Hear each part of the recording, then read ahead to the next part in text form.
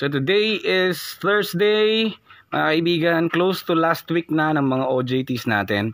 And today, medyo busy na sila sa paggawa ng kanilang portfolio, no, ng kanilang narrative.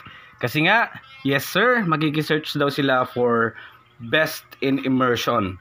Itong dalawang Sami natin dito. Kasi last year mga kaibigan, isa sa tatlong nag-OJT dito, nag-best in immersion din. So, nainggit. Yan.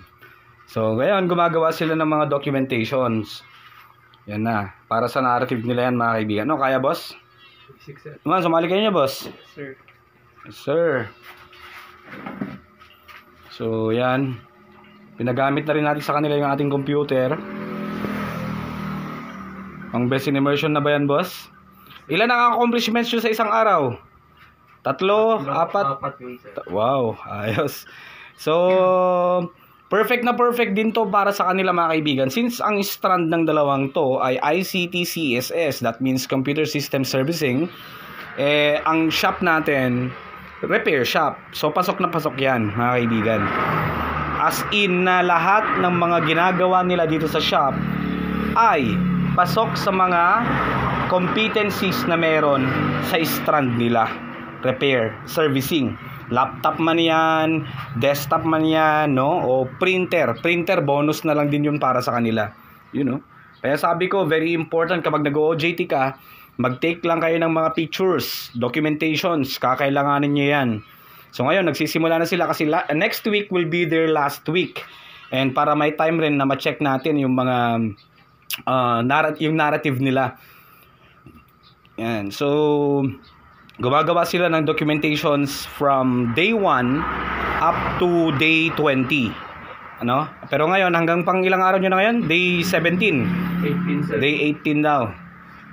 So, yun. Panalo.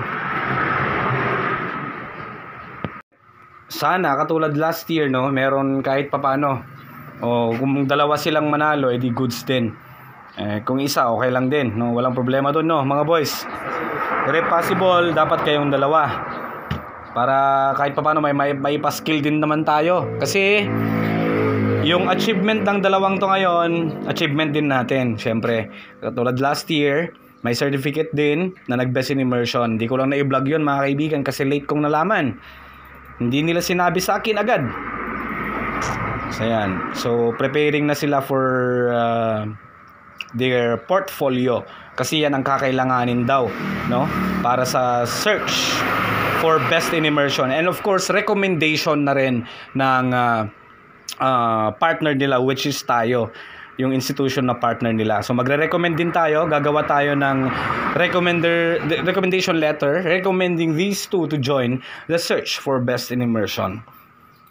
Yan. So hanggang dito lang muna mga kaibigan. Thank you for watching.